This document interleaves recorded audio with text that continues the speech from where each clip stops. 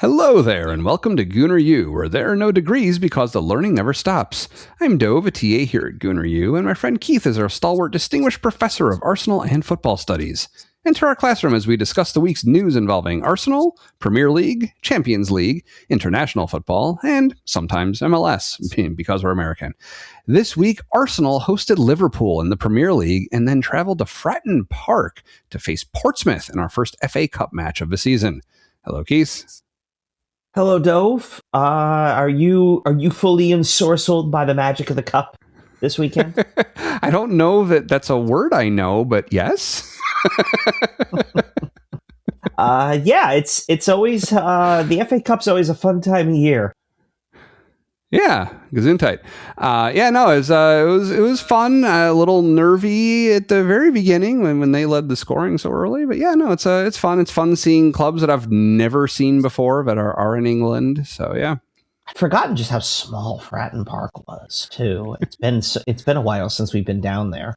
Yeah, they used to be in the Premier League. They were in the Premier League a while ago. I think they dropped out, I would say maybe around 2010. Okay. Portsmouth had, we'll talk more about Portsmouth in a little bit. They've had quite a journey. I think they said I heard they're the first, or the only team that's played in all four of the top four levels of the English League. Because it's so rare for a team at a Premier League caliber to drop down to League Two, So yeah. But they've been kind of all over the map in their history. Right.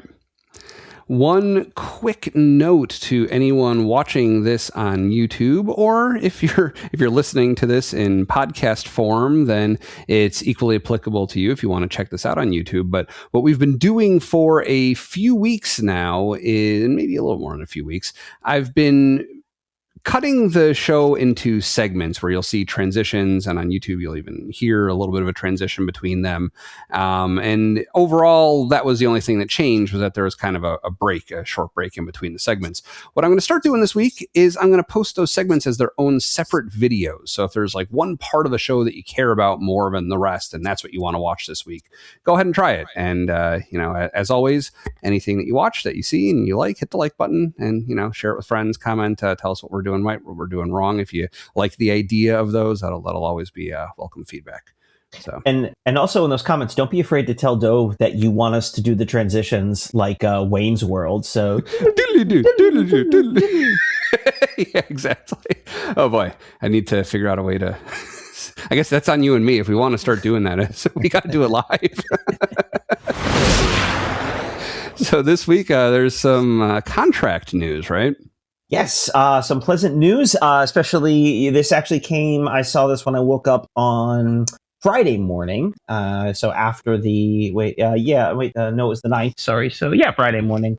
Good news that Bukayo Saka, quote, has committed his future to Arsenal by agreeing to a new and improved 5-year deal. That's the lead sentence from the article by David Ornstein. Presumably a pay raise, and also more importantly, keeping Saka with the club until the summer of 2031. Obviously with contracts it gets weird and transfers and all that, but basically solidifying. He was sort of the last. We've seen some contract extensions in the earlier in the season. Key guys we want tied down. We talked about Saliba. I'm trying to remember who else, or a couple others, but Saka, I think, is sort of the last big one, right? The sort of the centerpiece figure we want to make sure we get and hold on to. Not that I was super worried about him going, but it's nice to know that he's put pen to paper and is going to be an Arsenal man for another 5 years. Yeah, definitely. It's a good week to do it, given his play at Liverpool looking pretty good too. So top dollar, I guess. He obviously is a player who's come through the ranks in the academy and all of that. There's something. We've said a lot of something special about that. We talked, of course, about the greatness of players like Odegaard and Raya and Declan Rice, but of course, they all came from somewhere else. There is something a little special about that player that comes out of the academy, comes out of your system. He's yours in a way that some of the others, to a certain extent, almost can't be. Except Eze. Except Eze, who's the prodigal son. That's a different kind of. Yeah. Yeah, it is interesting. It was something that they were remarking on during the Portsmouth match when Marley Salmon came on, how Arsenal does have a very robust academy that does produce talent that makes it up to the first team quite a bit. I mean, I get the impression that that's not so much the case with other Premier League clubs, not to that degree. Certainly not at the top level. I'm not entirely sure. I mean, Liverpool has done a job with that in recent years. Chelsea has an academy that it certainly produces a lot of players, though Chelsea tends to move them on and use them as more of a way to generate profit. And there's an argument to be made, maybe we should be doing more of that as well. But in terms of the roles they're playing, Saka is sort of the great example of what could happen if you're an academy player at Arsenal. But I mean, obviously we're talking, you did mention Marley Salmon, but also Ethan Nwaneri. Right. And Lewis-Skelly are sort of the other ones you kind of look at and go, hey, there's opportunities. And it's a good message for the young guys. Even though it is rather shocking, of course, just to think about. I mean, Marley Salmon comes on to, he's 16? Just kind of crazy to think about in the age. Max Dowman earlier this year. And it's a good message for the academy players. But, there is a point where, because there's been some conversation about we're into January, transfer windows open. It seems unlikely Arsenal will add anyone. I don't know where they would play. But I do think there is conversation about, I don't want to say moving players out, but particularly a lot of conversation started the idea of a loan for Ethan Nwaneri because he hasn't gotten a lot of playing time. And then the general sense, and I don't remember if this was Nwaneri's people saying this or Arsenal saying this, but there was a lack of desire, at least on one side, to loan him out because they felt it would be better if he was with the club during a title campaign, or not a title campaign, but a title race, like that experience of being with the club during that kind of environment. I mean, think about it. If you're Ethan Nwaneri, okay, yeah, sure, you're a good, young, talented player, and the only thing you have to do to get on the field is outperform Declan Rice and Martin Odegaard. How hard? It's kind of interesting. On another club, he would get a lot more playing time because he doesn't have that level of quality in front of him. Right. Yeah, and especially this season, our depth is in a place where it wasn't last season. Where last season he was able to come on at other times just because of injuries. That we can sustain a lot more of those before he needs to come on. Yeah, I mean, the necessity, as you point out, is a big part of that, but also it's, his quality, the quality of the players in front of him. There's also that idea of being in the title race. It creates a level of pressure. Arsene Wenger used to say, when you can play young players, and he did a lot of that, playing young players, but he said you pay for it in points. And there's things that the younger guys are, these more experienced players, a Rice, a Gabriel, an Odegaard, a Saka, who are not old by any, even by a football definition. That professional athletes are not old, but certainly experienced, have seen a lot, done a lot, and there's a composure they're going to have that's just it's just unlikely you're going to have at 18, 19 years old. Right. And understandably so, we should point out. Sure. All right, let's talk about Liverpool. So this was our midweek match, very, very wet match. It was crazy how much rain was coming down. Yeah, it looked pretty miserable out there. I should be. I don't want to say that because I want to make the joke, right? Oh, it looked really miserable and look outside and see the sunshine. It actually did rain where I was during the course of the game too. Not that we did not see that, but yeah, it did look pretty miserable, and apparently was, it's January in Britain, so what was it in the 40s? Not fun. Yeah, I mean, honestly, that's like the worst possible weather. Low 40s, high 30s with rain. Ugh, everything gets wet. That's miserable. And there's always kind of a certain base level of rain, I feel like, in London, but this was like a downpour to the point where they were showing it over the lights. I don't remember seeing that shot before, where there's focusing on it for seconds at a time, showing it coming down. I mean, yeah, you've seen that. You've seen that one now and again. But yes, it was torrential, which I think had definitely had a bit of an impact on the game. I think we saw a few times, especially in that first half, where it was really coming down the hardest, where players slipping, or having some trouble controlling the ball, moving the ball. Which is, I don't know. Let me ask you this coming in, thinking about this. On the one hand, this is obviously a big game. It's Arsenal, top of the table, Liverpool, big club, defending champions, massive tie. I don't know. Did you get the sense that did it feel like that? Because we've had that feeling in big games like Bayern earlier this year, maybe some of the City games, right? Liverpool when we played them at Anfield. Did it feel like that to you? Maybe it was just because it was a Thursday. I don't know, but the Thursday of it felt weird. Definitely, the Thursday of it is a good one. Yeah, it's a good one. It felt like a Thursday game. There are a couple reasons I think I can come up with that it didn't feel like that for me either so much. I think, first of all, knowing up front that the two teams that are barking up our tree right behind us on the table, that they both drew their matches. So we had a chance to increase our lead, but the stakes weren't as high, where even if we should have lost or something, we're only losing a point to them on the table. And, the upside is, okay, maybe we gain 2 would have been great. But I think also just the fact that Liverpool were so far behind us, where again, like even a loss to them, they still would have been 5 points or more behind us on the table. Like more than that. Liverpool, had Liverpool won the game, they would be, they're currently 14 points behind us. So assuming they win the game gives them 2 more points. A 3-point swing. Yeah. I mean, exactly. That's still there was no threat where even by the end of the season, were that to happen, it's like the chances of us losing so many games that they win throughout the rest of the season just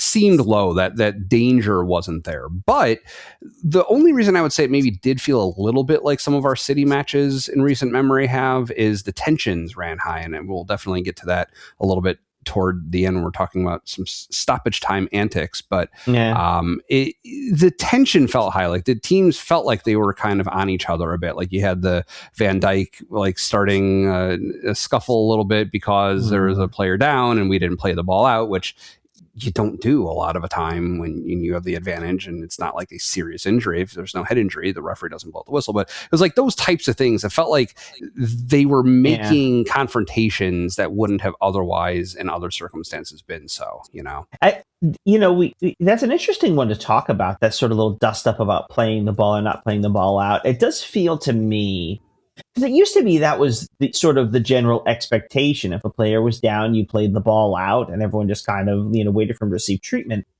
I was thinking about that after the game. I have a sort of weird theory that it's a fairly recent development of the head injury stoppage, where if the referee suspects that it's a head injury, then he stops play immediately. And I think we saw that in this game as well. I think a ball deflected up and hit, smacked Saka in the face, and okay, that might be a head injury. So they blew the whistle to stop the game. And part of me is wondering if we've established that certain injuries definitely stop the game, head injuries. Is there maybe sort of an unspoken assumption there that other injuries don't necessarily stop the game? Right. I'm just sort of thinking out loud on that. It was something I thought about. But in that moment, I mean, there had always been kind of the expectation that if a player was injured, you would kick it out, and then the other team would, when play resumed, would just throw it in directly back to you. Okay. I don't think I've ever seen that scenario play out that way. That used to be a fairly common thing, and as we talk about it now, it's like, that was an interesting one. I don't know. Maybe I'm just off. Maybe I don't watch enough, and maybe I'm just. but it feels to me like there might be something there. I don't know. But anyway, I think you're right. Yeah, there was a little bit of tension throughout, which isn't a surprise. The two teams, the qualities they bring, they have something of a rivalry as well. Obviously due to both being title contenders over the last 3 or 4 years. Right. Yeah. So, the rain kind of continued, but the worst of it was at the beginning. Also, speaking of Saka and his contract extension, I mean, he was on fire at the beginning, just relentlessly pushing toward their goal. A couple really credible chances that didn't quite make it, but definitely the most dangerous part of a game on an Arsenal side. We were really threatening a lot. Yeah, he definitely went after Kirkes, Milos Kirkes. Definitely had his number for a good chunk of that game. I mean, I'm not on board with he just roasted him all night long. I think Kirkus had a few good moments there, but overall, I think just was an incredibly dangerous, creating opportunities. I think really in the first half we were a little bit wasteful with some of those chances. Some of that was players not making runs on dangerous crosses. Some of that was passes that turned into shots that wind up being kind of, they wind up not really troubling. It probably wouldn't have troubled most keepers, certainly not a keeper of Alisson's quality. But yeah, it did just feel like we were missing something there. Even though I think by and large, I think it's fair to say the first half was our half. I think we were fairly dominant overall. Yeah, we were, and it's a little frustrating because it's one of those things you don't know if the pitch and the ball weren't soaking wet, maybe one of those shots does go a little bit differently. It goes in or something, but it was like that for them too, and I'm sure it's harder to play in those circumstances, but yeah. It's things that in the half where we were the most dominant, we didn't make something of it, where even if the second half doesn't go your way, you can at least, get 1-0 to the Arsenal. I mean, I have to have thought, and I kind of feel like I was thinking this on Thursday, as much as we've been concerned about these kind of situations before, right, where we don't score early and the game kind of builds and builds and builds. I have to say, I was feeling fairly confident going into the half, thinking, if we keep playing like this, we'll get a goal. We'll find one, and maybe it'll be a scruffy set piece again, which still counts as goals. Maybe it'll be something like that where we get the goal, and it maybe not opens the floodgates, but certainly allows us to feel comfortable and see the result out. But yeah, I have to say, the one thing I didn't expect was the complete reversal in the flow of the game in the second half, because that was not good. Well, right. And like you said, if we had kept on playing that way, we probably would have ended up scoring in the second half, but we didn't. Yeah, and we really didn't look like scoring there, because oh my goodness, they came after us, and we struggled with it a little bit. We certainly struggled with it in terms of transition, in terms of possession. We'll sort of say this though, for all of their dominance, then the only real chances they had in that second half were 2 Szoboszlai free kicks, one of which was a little close, but the other one he kind of punched. Yeah, not even at all. I mean, you feel a little bit of the PTSD, right? Because that's how we lost the game at Anfield, was a worldie of a free kick from him. Oh yeah. And they were kind of in that same position. He lines it up and went, oh no, this might be it. But other than that, I didn't really feel like I was trying to remember, and I'm sure someone will be able to point out to me. I don't feel like there was a moment, the kind of moment we've seen in some of the previous games where, those previous tight 1-goal games where David Raya is called on to make some unbelievable save. I just don't remember him having to do anything like that. No, he didn't. I mean, I guess the closest thing would be that one free kick that was really close. It went over the crossbar. It did look like Raya was there, where if it had been under the crossbar, I'm fairly confident that he would have been able to get that. He was there. His hands were ready under the crossbar. Yeah. So he had leapt to meet it, but it didn't end up being necessary.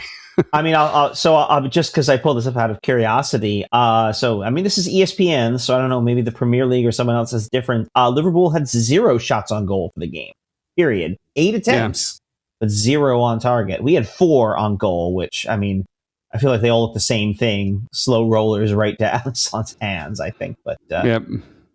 But yeah, it really interesting how and. I think a reminder, as much as we've sort of made fun of Liverpool and had some, it talked about their relative lack of quality this season, there was still a lot of quality on the team. And yeah, they've struggled to integrate guys, but they've been on a decent run in terms of not losing games and shown themselves to be a little sterner than they were at other points of the season, maybe finally righting the ship a bit. Again, not really. Let's put it this way. If we're being tracked down by Liverpool in the title race, we're screwed. Because we've got a lot, like just that gap that we have between them and us currently. Not only are we screwed, but what about Villa and City also? City. Well, at that point, especially. it probably is City's title. I maintain Villa may well finish in the top four. I don't think they're going to be in the race at the end. I may eat my words on that one, but I said what I said. For Liverpool to be in real contention, a lot would have to go wrong for a lot more than just us. Yeah, I don't think it's a case of Liverpool being contention. I think it's a case of us falling back to that position, which I don't think is going to happen. No, for a lot of reasons. But yeah, they are still a quality team. They are still a team that can give you a lot of difficulty. They've been on a nice run, and I guess though, I don't know. I remember some point in the middle of the game, so they made a comment in the game. The TV the broadcaster said something effective. Stay tuned for the halftime where we'll look at the highlights. And someone in the group just goes, highlights? There's no highlights. Nothing happened. That's kind of how I feel for a lot of this game. There wasn't really a whole lot that happened, minus one little dust up, which we'll get to in a moment, I think. Yeah, definitely. But before we do, one thing I wanted to ask about. So I'd been seeing, I haven't, because I don't care that much about Liverpool in particular. I don't follow it too closely, but I've been seeing headlines that there's been a bunch of unease about Mo Salah. What is the current status for him with Liverpool?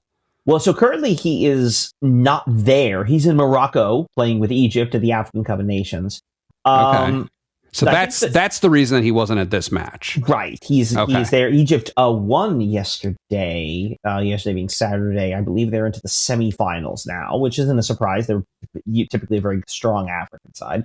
They've won the Cup of Nations 7 times or something. They're pretty good in that competition. So the basic version of the story, as much as I can glean, is that Salah's...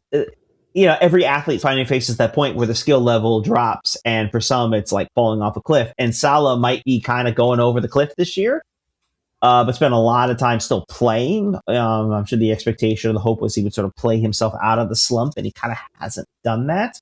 Mm-hmm. And so there's some consternation. Does he want to stay? Does Liverpool want to keep him? Are they playing him so much because he's a club legend versus playing him because he's actually going to help them win games in the present? Obviously, he's there. When he's not scoring goals, some of his other deficiencies become a little bit more pronounced. Not that they aren't always, he's not a player who's going to track back as much defensively. That's not a criticism of him. It's just that's kind of what you expect from a lot of forwards and attackers. And when he's banging in goals, no one cares. But when he's not, what's he good for? And I think there's a little bit of that going on. I mean, Liverpool fans have had a lot of noise around them as well. I mean, there's questions, is Arne Slot going to stick around? Would they maybe fire him? I'm skeptical of that, I think. Yeah. Unless the dressing room is about to mutiny, which I have no reason to think it is. I mean, I know the fans are bothered because football fans want to sack a manager every time they don't win 2 games in a row. But I don't know. I feel like he's in good with his slots in well with his bosses. The group that owns Liverpool is not a group that does things haphazardly. If they hired him for a reason, and a bad run of form in one season is not going to necessarily cause him to go out. So there's a little bit of consternation because of where they are in the table relative to last season's performance. But I think a lot of that is fan noise. I don't think not really following Liverpool. I don't know that within the club that's the same conversation. That makes sense. So we did talk about tensions running high, and I think the clearest the clearest instance of this was into stoppage time in the second half. This was, I guess, the first minute of stoppage time, where the ball, I think, had gone out off of Connor Bradley, I think, and he hit the deck, clearly looked injured. And Martinelli goes up to him, basically kind of shoves him over, trying to get him off the edge of the pitch, at which point he looks to scream in pain, like that may have made whatever injury it was worse or something. Yeah.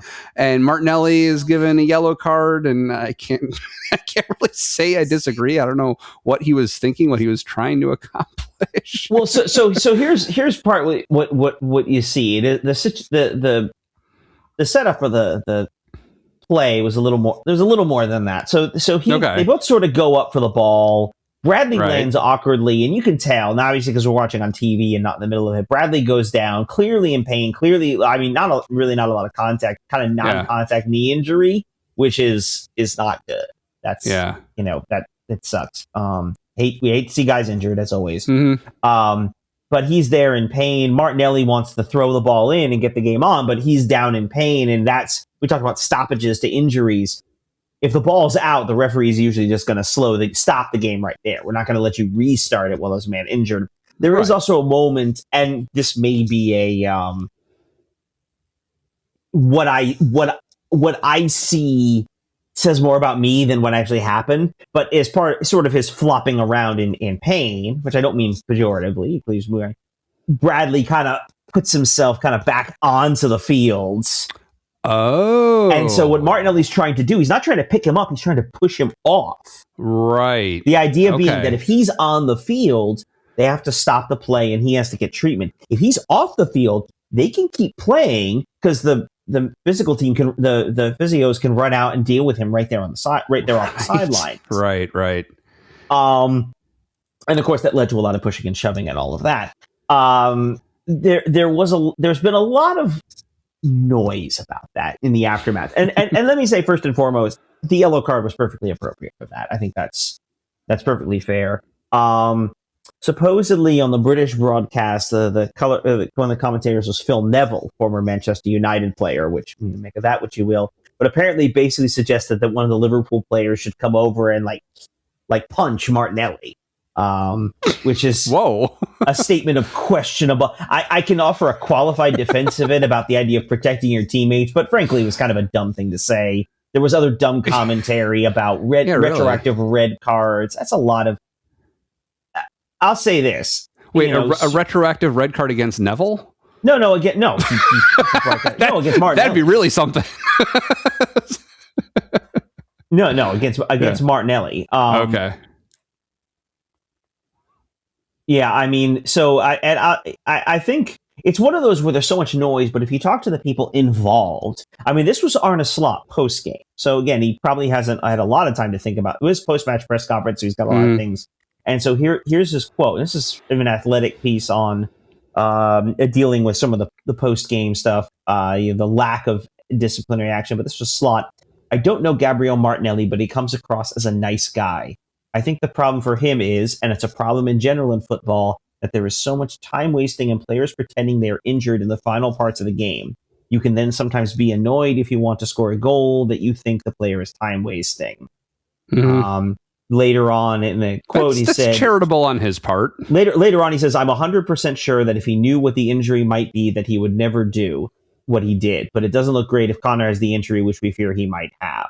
And it turns out, actually, from the sound of it, I haven't followed up too much. It sounds like it's pretty bad, which again, kind of non-contact knee injury, not good. Yeah, and it looked bad on the day when after that he was carried off on a stretcher. Yeah, they carried him off on a stretcher. Yeah, but basically, that was when I realized that Martinelli is like, you definitely shouldn't have done that. But yeah. I mean, Arteta says the same thing. Martinelli, in that way that celebrities do, and note on Instagram, said he's already apologized to Connor Bradley. I really didn't understand he was seriously injured in the heat of the moment. I want to say I'm deeply sorry for reacting. I think everyone involved, and Bradley hasn't said anything, but I don't think he really needs to at this point. I mean, yeah, it wasn't good. Shouldn't do it. Shouldn't have done that, but I think everyone involved is generally sort of acting, I think is said the right thing, the people involved, and it's kind of the broader noise outside of it has been a little bit irresponsible. Now, granted, some of this is just general commentary noise, which is always going to be, it's kind of obnoxious, but, I do think credit to Martinelli for sort of the aftermath of it. I mean, I understand Liverpool being angry about it. I think their players handled themselves fine. I understand you chase the guy down in that case. I think everyone did a good work. At one point you see, and I was a little concerned about it because I saw Alisson come over and pulling Martinelli away. And my first thought was, whoa, what's going on here? And then Gabriel comes over and he's kind of doing the same thing. I'm like, oh, wait, no, they're all Brazilian national team players. Never mind. This is all. Oh, interesting. I didn't know that Alisson was Brazilian. Okay. Oh yeah. He's their number one. I think he's their keeper. There's kind of the weird ways that players interact with each other. Not just their clubs, but their national teams, their nationality, that kind of thing, and the relationships they have as well. So, sure. Yeah, a bit of a dust up there. The yellow card, I think, was the right call. Obviously, hopefully, Bradley. There's a speedy recovery from whatever it is, but yeah. Yeah, I didn't notice. You said he kind of scooched himself back onto the pitch a little bit. It looked like to you. I think, as I've watched it, that's kind of what I think triggered Martinelli. Now, I don't know, obviously, given the pain he's probably in, I'm sure he isn't thoroughly conscious of where he is, but I see it, and there's definitely a movement of his body towards the field of play, and I could see whatever the reason might have actually been, it would have looked to Martinelli like that. Yeah. Again, if you're Martinelli, you can't do that. Let the referee handle it. But still, I'm not. I'm not going to go too much crazier than that. What we saw, and I think it's frankly the most interesting thing that I think a lot of the conversation comes from the fact that it's the most interesting thing that happened in this game. There's really not a whole lot else that we could talk about. Yeah, it's true. Well, I guess the only other thing to talk about that definitely had some level of impact on the next match and maybe this week, we'll have to wait and see. But Pierre Hincapié, who, by the way, we did a profile of in a short last week for anyone who wants to learn a little bit more about our Ecuadorian center back. We did a one or so minute short about him, so you can check that out. But he got injured. He got taken off. Miles Lewis-Skelly came on for him during the second half, and then he wasn't on the bench against Portsmouth. So yeah, he's it sounds like it looked like a hamstring. We're in a weird place, and we'll talk about this a little bit more with Portsmouth, where our two starting center backs are actually back and healthy, but the two reserve center backs are both out injured now. So I thought they were saying, well, yeah, I guess we will talk about it a little bit, but Mosquera is coming back, I think they said, right? Oh yeah, I mean they're out currently. Soon, he wasn't. Yeah, it was a little while, but I don't. And we know hamstrings can be a couple weeks for Hincapié, but it's disappointing. Obviously disappointing. I don't want to put it all on that because I don't think Hincapié was like some sort of, raw dynamo that Liverpool couldn't handle in the first half. I don't want to put this as, well, he went out, so things kind of fell apart on us. Yeah, that might be overstating it a little bit. I don't think that's accurate. But I do think it's fair to point out that, Lewis-Skelly coming on in his place had a much more difficult time dealing with Jeremy Frimpong and Liverpool's attack in general. I don't think it was helping. I think it's fair to say. Yeah. Portsmouth. So this is my first time seeing a match at Fratton Park, which is a fun name to say, I have to admit. I like that. It was interesting for me too. So as a kind of way of leading me into seeing a match at a smaller capacity field than the Premier League sides that I'm accustomed to seeing at this point. Leading me in was the pregame coverage from ESPN, which had highlights of Macclesfield, I think it's pronounced, against Crystal Palace. So they are in, I don't even know what it's called, League 3 or League 4. Macclesfield plays in National League North, the League North, the 6th level of English football. Once you get, so the 5th level of the National League is still nationwide. Once you get below that, they become regionalized. Right. So yeah, they're in the 6th division. So yeah, they knocked out Crystal Palace from the FA Cup, and so that was obviously big news. I guess the first time that's happened, where the reigning champions were defeated by what they called a non-league team, which means below League 2, right? Below League. Yeah, so anything below the 4th level, below League 2, the English Football League. The first time that in 117 years that a reigning champion had been knocked out by a non-league club. which was obviously eventful. And so they were showing highlights from that match. And it struck me like, oh my gosh, it looks like there's like 10 rows of seating going around this pitch. And the camera angle looks like a guy like around 6 feet tall, like my height, like holding the camera up above his head. And like that was how much elevation you had on the pitch. I mean, so that kind of set my expectations for Fratton Park a little bit lower than the Emirates. And so when I saw, oh, there's some elevation, it's not quite what you have at the Emirates, but it's definitely better than that. What did you say the capacity was at Macclesfield's Park? It's like 5,000. Yeah, it's nuts. Yeah, they are apparently were just promoted last season from Northern Premier League Premier Division, the which is I guess the 7th. Yeah, they are. I mean, this is as you sort of said, this is a stunning result. Yeah. And I know Palace isn't the club people like when you're thinking of the FA Cup holders over the last few years. I mean, it's been City and Arsenal and Liverpool and those kind of teams. Okay, Crystal Palace isn't that same kind. But Crystal Palace, Selhurst Park is a Premier League, is a big stadium. They play in London. They have tremendous talent. Mark Guehi was obviously Eze left. Olise went to Bayern Munich. So they've lost a few good players from last season. Mark Guehi, the center back, is highly regarded and likely to go elsewhere. Like they're not a bad team, right? And so to lose even on the road, even away from home like this, to lose to a 6th division team in the National League North, currently 14th in the national. That is a shocking result, right? I mean, that really, I can't even, again, because it's Palace, I don't feel like making fun of them in the way I would. It's not like United losing to Grimsby Town. Right. I mean, this is a legitimately a stunning upset. And just kind of, they call the magic of the cup. Like, again, I on some level, no, that result should not happen. And yet, that's why they play the games. Right. Right? Yeah.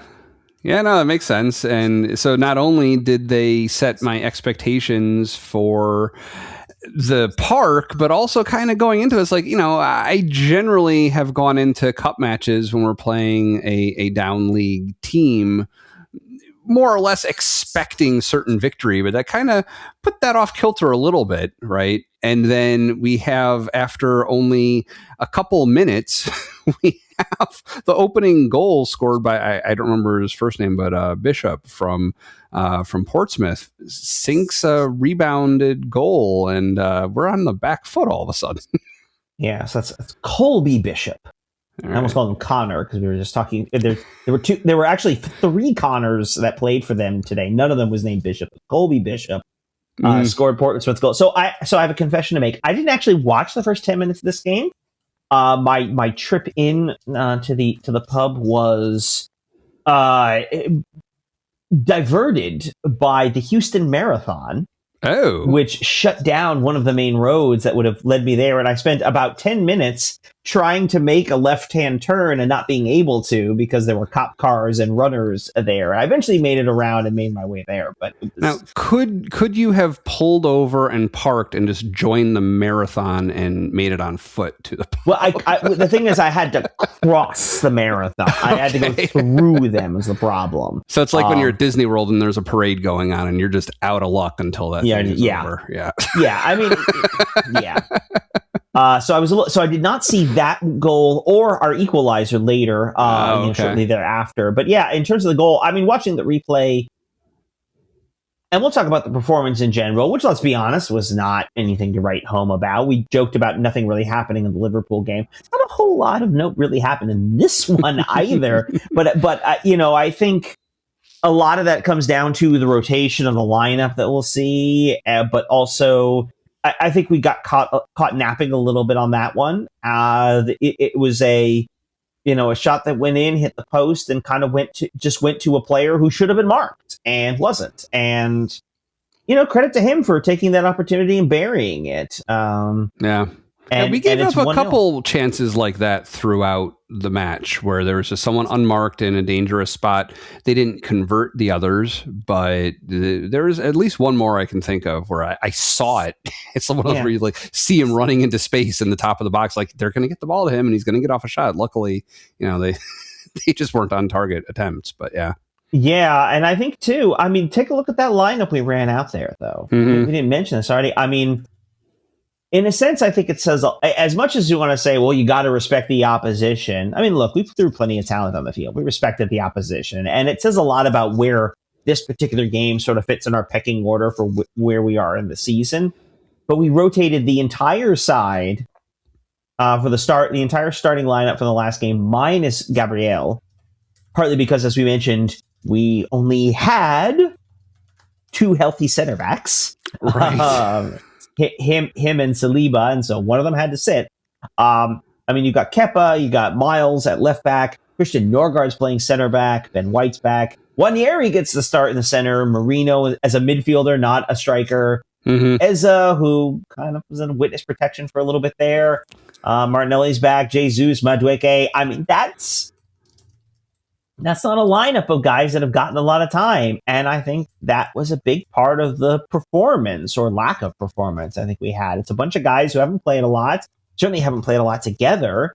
And I think disjointed is a really good way to describe a lot of what happened in the game. Does that seem fair? Yeah, I think so. I think also in terms of respecting the opposition, I think maybe they didn't respect the opposition in the way that we're accustomed to, or, we face these not even always down league teams. This happened with Manchester City, notably, but, we face these clubs that decide the only way for them to hope to eke out a victory against us is to bunker and counter. And they didn't do that. They took the game to us hard, and that put us on the back foot for, even after we answered their goal. It was still like a while in the first half until it kind of felt like they ran out of steam a little bit. And then we were able to kind of regain our composure and start attacking and scoring from set pieces, because it's always there. It's always something we can fall back on. And boy, did they give up a lot of corner kicks.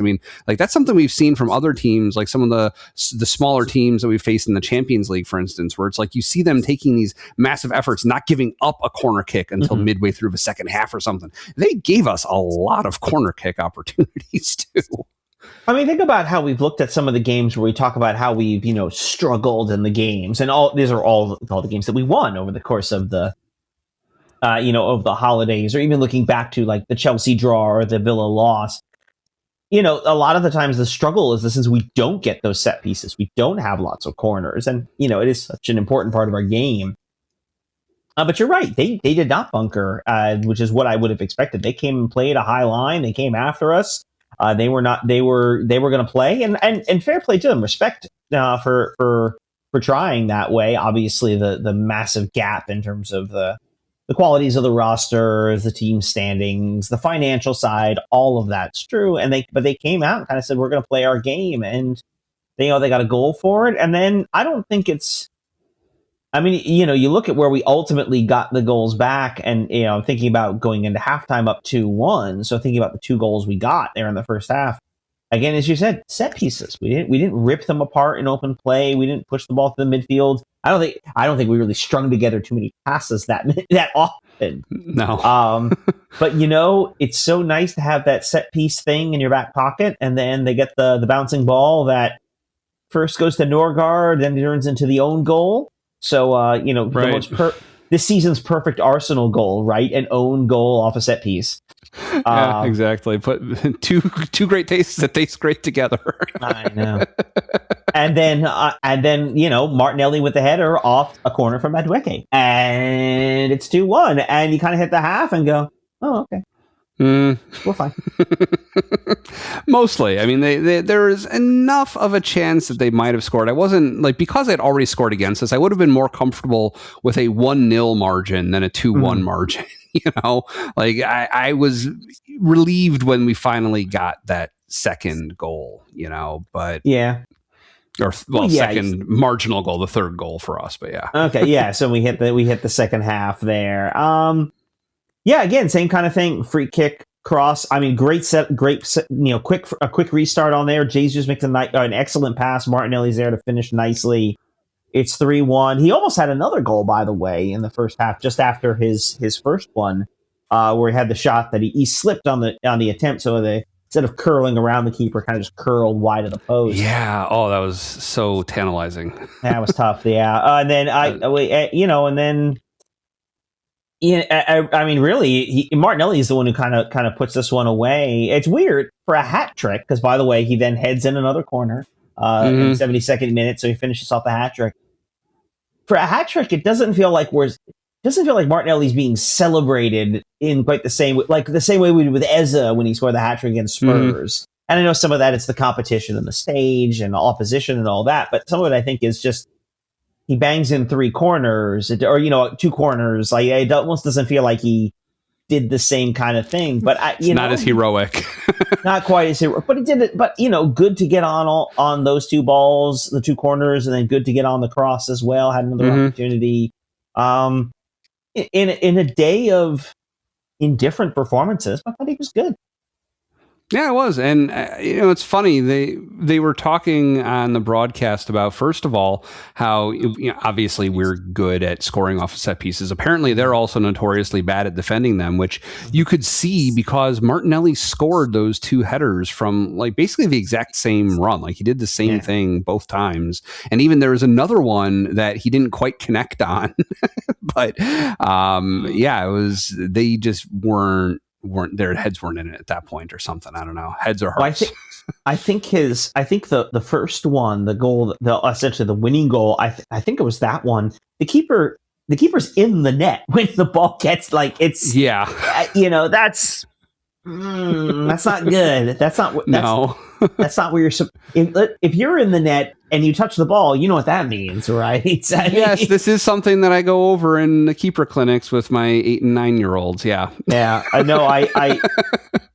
I'm not going to go into a full analysis or point by point critique of their keeper, except to say that not a great day for him. Let's just say that. No, but it's when you're talking about defending a corner, I mean, I think that's probably one of the hardest situations that a keeper, aside from maybe penalties, right? But like it's tough. Like there's just so much going on. You got so many different people pushing you in different directions, and you're jostling for position, and it's really tough. That was one thing that was really good that they were working on with my son. He had a keeper clinic in our league that I wasn't coaching. I was just watching and taking notes, but they're really emphasizing like reaching up, getting up high, getting those hands up high. And you just pointed out, like, look, with your hands up, you're the only one on the pitch who can do that. You're going to be taller than the tallest player doing that. And it's, just kind of emphasizing why Raya does what he does so well, why that's to keeper's advantage is just to get high, get that ball when it's up there. Yeah. Yeah. And to command your box and all of that. You mentioned a penalty. We have to talk about it, don't we? I guess so. Yeah. First of all, I mean, the penalty call was pretty inarguable. I think that was definitely a foul on Madueke. He was near the byline and kind of taken down, you could say. Gets bumped down. He had one, I think, earlier in the game where he went down and I think even us watching, we're like, "No, man, get up! Come on, that's not a bad." This one looked pretty clear. Referee was pretty definitive when he pointed to the spot. Protracted contact, especially when you see it in slow motion. Yeah. So yeah, and then surprisingly, I see Madueke lining up behind the spot to take the shot. That was unexpected. I would have expected maybe a Gabriel, such as Jesus or Martinelli, take your pick, to maybe take that one. Why do you think they gave it to Madueke? I don't know. That was an interesting thought. I'd heard this a few years ago, which seemed new to me, but I don't know, maybe it's not. Apparently there's this, some players have this weird superstition that the player who's fouled shouldn't be taking the penalty for whatever reason. And some will say, well, the player that was fouled is the one who should be taking the penalty. So I don't know. Why Madueke? Why not? I don't know. I guess now we know. Well, yeah, now we have an answer, and now I can answer that question. Right. But as far as why Madueke, I thought that was interesting. Yeah, it's a poor penalty. I know some people who are like violently opposed to the stutter stop thing about penalties. I I don't particularly love it, but if you score, I kind of shrug my shoulders. Yeah, but you can't do that and then do what he did and then just whiff the net. Kick the ball after the keeper is already on the ground on the side that you faked him out into jumping to, and then you have a clear shot unopposed, and then you blow it. That's pretty bad. Yeah. Embarrassing, but thankfully it came at a point in the match where it would have been nice. I think that would have been that third goal that would have given us kind of the safety margin a little bit, where they could score and we still don't draw, we still win. So I was hoping that he made it. That would have been nice, but it wasn't a deal breaker. It wasn't it wasn't crushing. But no. And then again, we came out the second half. I mean, it's funny, we're making fun of Madueke for the penalty, and it was terrible. Actually, I thought he was pretty good overall. Oh, very good, in a day full of some anonymous performances, I thought he was actually had a pretty good game, which makes it kind of interesting. Speaking of players and their games, a lot of subs, a lot of rotation, including the one we expected. It's the return of Kai Havertz. Came on in the 68th minute for Gabriel Jesus, and I thought he was really good. I thought he made a couple of good passes. Actually, had a pass that set up the corner that ended up being the fourth and final goal of the game. Right. I thought he was really effective and dangerous in his about 20 minutes that he got 20 or so minutes on the pitch, which is good to see because we're going to need him.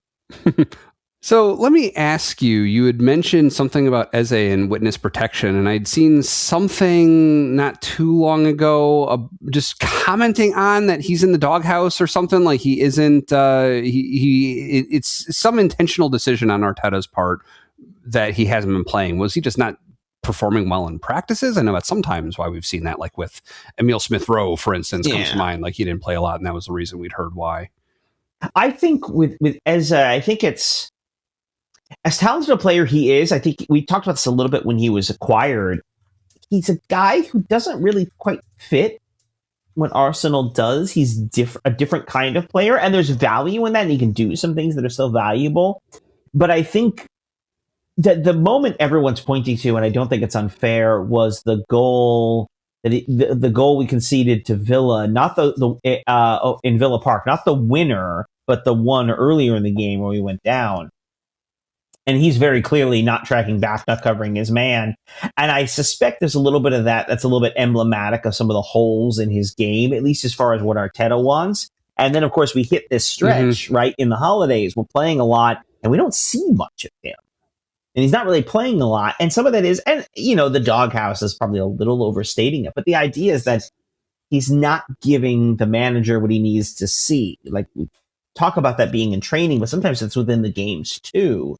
And that wound up being a big whiff, right? With Villa giving up the goal and then ultimately leading to them getting the winning goal at the end. I do think there's a little bit too of the that we talked about earlier today, right? About Wanjeri and Lewis-Skelly and these young guys, and maybe not get you pay for points.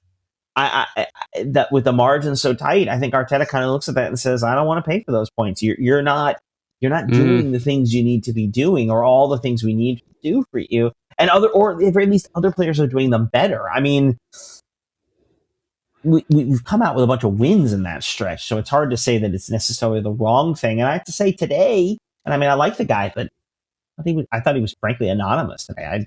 At various points, I kind of forgot he was playing. Yeah, pretty much, yeah.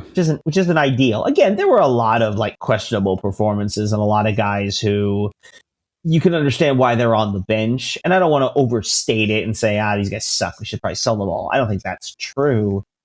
Again, long layoffs, disjointed play, not working together, all the things we've mentioned. But I also think it's fair to point out that, he hasn't, when he's been getting chances, he hasn't really been doing a lot with them. I mean, and we didn't talk about it a lot in the aftermath of the Liverpool game, but I think Gyökeres is another one who we have to sort of wonder, is he a guy we can start in critical situations, especially with Havertz, if Havertz is really coming back, a guy we know and plays the way that Arsenal wants to play, Arteta wants to play. Mm-hmm. Does Gyökeres kind of the same thing? He's more likely to be starting left bench than than left wing, so to speak. Right. Yeah, I guess we'll see. I mean, yeah, it's with you mentioning specifically not tracking back. I know that's something that I've read about during the course of a season where that's maybe unique to Arsenal, or at least less common that Arsenal does, where we expect even our forward midfielders and forwards to track back and do full defensive duties, and that can be hard and demanding, and maybe other clubs don't do that as much. But yeah, I could see if he's not willing to as much, that could rub him the wrong way. I don't think it's a case of necessarily of willingness, but to some level, like not something he's been expected to do as much. I mean, every coach, every manager, or whatever sport will tell you they'll hustle plays. The guys who play a two-way game is sort of the hockey terminology. Like, managers love those kind of players, but we also know there are plenty of guys who don't do that because other aspects of their game overshadow that. They can do a lot that we don't. I mean, look at a guy like Leandro Trossard. I mean, in terms of defensive work rate, Martinelli's better, but Trossard is more likely to start because Trossard, first of all, he's not a turnstile back there. He's not just getting beat constantly when he has to track back and play defensively. But certainly he is doing the thing he really needs to do, which is handling the ball, creating opportunities, scoring goals when he starts. And so, it's not so simple as just to say that, the coach is mad because you're not hustling. I don't think that's fair to Eze, but I don't know that he's necessarily playing the position in the way Arteta needs him to, especially as we're going through a stretch where we are grinding. This is that kind of this is the grind of the season, right? It's not it hasn't been very pretty. This Portsmouth game, the Liverpool game, the two games this week, they were not pretty.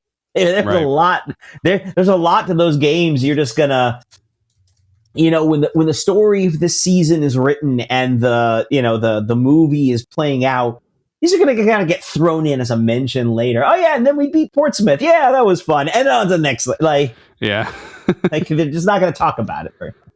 Yeah, that's true. And I didn't mean to imply he just wasn't hustling. It was more like different teams have different expectations where, like, Messi doesn't track back. Like, when I'm watching him play, like, that's not what he's supposed to do. He's hanging out kind of more forward. And yeah, that was just more like the way he is playing, not that he isn't willing to track back, I guess. And I mean, I know you weren't, but it's good to clarify. Just make sure. This week, Player of the Week determination is going to be a little bit tricky because, as mentioned, Gabriel Magalhães was the only player to start both matches and really get meaningful time in both. But who did you land on? At the end of the day, I think I settled on a Martinelli for a Player of the Week. Obviously, the hat trick in the second game was really important. Getting the goals, that's exciting. Hat trick, great job. I think also kind of we spent a lot of time on it, the dust up at the end of the Liverpool game. Not so much for doing it, because I think to be established, it wasn't great, shouldn't have done it. But I think sort of the way it was handled, him emblematically of the way it was handled by everyone, including himself. Obviously, you don't necessarily have to make a public apology, but I think there's value in it. To sort of try to calm the water, the outside noise in the waters. But, the fact that he spoke to Connor Bradley first, I think, says the right things. So credit to Martinelli for sort of doing the right thing in the aftermath of that. And then I don't want to say he was rewarded for his good deed by a hat trick, but I'm not saying it either. At least karmically. Right. Yeah. No, Martinelli's been doing great. I mean, it's so funny. Like, we go back and forth with Trossard and Martinelli all the time. It's like they'll each kind of have their like hot moments. And like with Martinelli being hot in the Champions League, it's like he does well, it seems, in competitions other than the Premier League for some reason. I don't know what to make of that. I mean, we talked about it. They're different competitions. Obviously, the difference between the Premier League and the Champions League is, I think, a little more self-evident. But we've seen it too. How I know you've only been doing this for a couple of years, but how many times we've sort of seen Arsenal look good in the Premier League and then they hit a cup and go, "What are these guys?" Or the other way around, they struggle in the league and the cup is kind of a breath of fresh air, a chance to start at 0-0 and kind of not worry about the long narrative. Like there's so many different subplots and dynamics to the way the different competitions function, which kind of makes the whole thing very fascinating.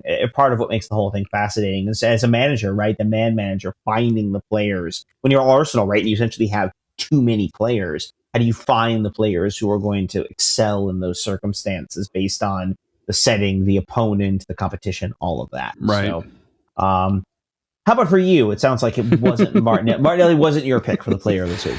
No, I mean, like I said, he did do great, and credit to him. But who I really wanted to call out this week, first, let me give an honorable mention, who I didn't pick, but clearly Saka had all the danger in the Liverpool match. And, as far as which match is more important, that's a tough calculus for this week. I mean, Liverpool, the league ultimately is the thing that we want the most, and Liverpool is a much tougher opponent. Like, the performances kind of mattered more there. We were able to roll out the B team essentially today as close as we have to that, and we did fine. Like the stakes were lower, even though it is single elimination. I don't know, kind of a Liverpool match is a little bit more important this week, but who I wanted to pick as my player for this week was Noni Madueke. He has been impressing a lot week over week, and he's kind of been overshadowed in certain ways each time, but I want to make sure that we don't forget about him. What we've been seeing a lot the last few weeks as he's gotten more play, I love the way he's pressing and pushing into the box, the way that he swashbuckles and gets around defenders and gets in sideways through the 18-yard box. That's our biggest problem, is horseshoe of death, right? We have this problem where they'll keep us out. We don't get close. We don't get shots. He makes those plays happen. He cuts up the side and then in, and does so effectively and makes plays happen. On top of that, this week in particular, I know going back to the beginning of the season when he was still fairly new for us, he'd be subbed in for Saka. He'd take a corner kick and he'd be like, ugh. If that were Saka, that could have been a goal, but that shot was nowhere near where it needed to be from the corner. But he did a great job. His corners were on point, and that's where, the lion's share of our goals came from this match. It was really, he's there. Like he's a credible substitute for Saka at this point. I don't think if they're both healthy and rotation isn't a consideration, I'm not advocating starting him instead of Saka. That'd be a little crazy. But in cases like this, I think there's no reservation. Like he's there. He's doing a great job. Yeah, I think, we mocked the penalty, but overall, as we said, I thought he did a lot of good work against Portsmouth. I thought he was pretty solid. Certainly that delivery, we didn't talk about that last second corner we had against Liverpool that very nearly turned into the winner. Right. I mean, if you want to be nitpicky, that ball was a little deep, but it was in a dangerous position, and just Gabriel Jesus kind of just missed it. And that's kind of, or was it Jesus? Or we were both Gabbies there. I think Gabriel Magalhaes was the one who was closest to heading it in, I think. And but he did set that up at the corner, had some good ones. I think he's incredibly performed, across both games this week. So I think that's a solid choice as well. So you noticed I didn't really mention the penalty. Kind of skipped over that part. I feel like overall it's outweighed. It didn't have a real effect. That's fair. So it wasn't a disqualifying factor. Well, I said it because your job was to be nice to him in that. You're the bad cop. All right. So how does the top of the table look after this week's match against Liverpool? So fun fact: the top 4 teams in the table: Arsenal, City, Villa, Liverpool, all drew this week. So it looks exactly the same. Well, not exactly. Everyone's got one more point than they did before, but Arsenal maintains a 6-point edge over City and Villa. Even with City on goal difference at plus 26, we would trail them in a tiebreaker as they have 45 goals to our 40. But everything's the same. We didn't mention this with Liverpool, and I'm curious your thoughts. I know there's a little. Are you feeling the disappointment of we had a chance to go 8 points clear coming into this, and maybe that's part of our feeling about Liverpool as well? A little bit. I really thought that last corner kick that we just remembered to talk about in the Madueke Player of the Week segment, but I really thought that was going to be it. I thought that was going to go in and we'd get those 2 extra points, and it didn't materialize. But yeah, that was disappointing. But yeah. But I guess I'd say, again, Liverpool remains 14 points behind us. I'm not worried about Liverpool. I've expressed my thoughts on City and Villa as far as the back half of the season. I think we're still largely in fine shape. we've ground out results. We're in the same place we were when the week started. We'll have another game this coming weekend in the league, another good opportunity to put some points on the board. And as long as we just keep taking care of our own business, everything else will take care of itself. Yeah, one thing that was really interesting to me, we did a video short last week talking about this year compared to like match week 20 last year. Mm-hmm. And I was transcribing the table as I do to put it in a format that makes sense for the shorts. And it struck me, though, in really giving credence to what you've said, where Villa isn't really a threat at the top of the table. But you look at the goal difference. So as you mentioned, we're tied with Manchester City, 26 goal difference, plus 26 for both of us. It's all single digits after that until Chelsea has 10. But like, it's a huge difference. You don't see double digits again until Nottingham Forest with minus 13. Yeah. and that's partly why goal difference sort of works in a lot of ways as a measure of quality. Again, and against, Arsenal and City both have a couple games where they really run up the score on some teams, but part of that is their ability to do so and speaks to the consistency. Again, I think Villa's just relatively thin. I just don't know that they'll be able to maintain maintain three fronts, because they are, of course, in a European competition. They're in the Europa League. They're also obviously still alive in the FA Cup. Mm-hmm. Plus the league. I just don't know that they'll be able to keep the same pace. And I think the goal difference sort of reflects that. We'll kind of see how it plays out long term. But a reminder that we are just over halfway through. There are still, there's still 17 games left to be played in the league. Sure. So yeah, it's a lot. Yeah, so that's covering things in the league. How does the FA Cup look after all but one of this week's matches are concluded? I should say two. There is another one that was pushed. Salford City and Swindon Town will play on January 20th for some reason. I'm sure there's a story behind it, but I don't know what it is. It really interesting. We talked about Palace being eliminated by Macclesfield, which is obviously a big surprise. Wolves scored 6 goals to beat Shrewsbury Town. Who's in League Two, so Fun fact: when I was first watching the Macclesfield match, I could have sworn that they were playing against Wolves. But yeah. What other results around? Manchester City put 10 goals past League One Exeter City, so that's fun. Yeah. What else? Villa advanced. We mentioned Villa still being alive in the FA Cup. They advanced at the expense of Spurs, so that's fun. What else we got? The game that followed ours, the last game of the day here, Manchester United 1, Brighton and Hove Albion 2. The Seagulls knock United out in Old Trafford. And really what looks like the banger of the round. So Newcastle and Bournemouth. Newcastle advanced on penalties. This game was 2-1 Bournemouth. Anthony Gordon notched a penalty in the 95th minute. They go to extra time. Harvey Barnes scores in the 118th minute, so just before the end. And then Tavernier scores in stoppage time to make it 3-3.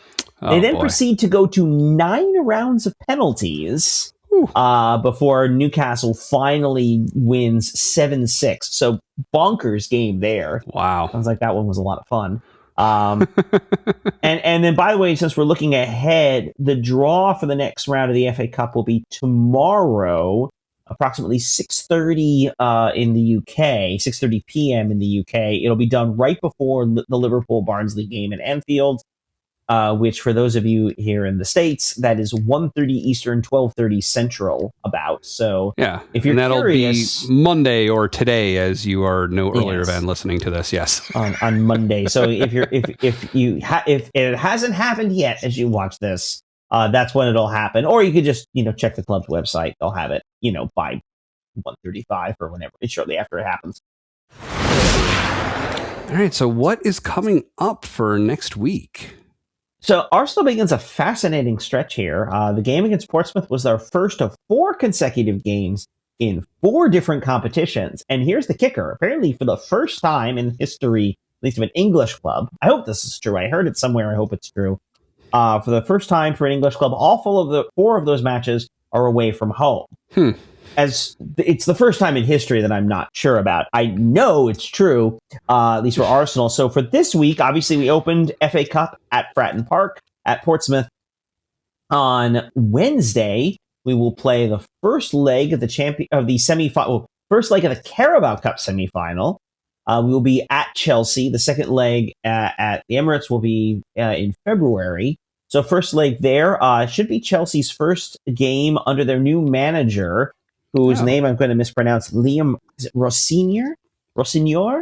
He was brought over from their sister club, Strasbourg. By sister club, I mean Chelsea essentially owns Strasbourg, which has caused a little bit of consternation as far as manager movement, but that's not our problem. It appears that'll be his debut with Chelsea, so we'll be at Stamford Bridge for that one. Again, that's 2 legs, so a loss isn't debilitating. Hopefully we can get at least a result there. A draw would be fine, a win would be preferred, but we'll see how that goes, set us up for the second leg. And then on Saturday, Arsenal will be away to Nottingham Forest. This is back in the Premier League.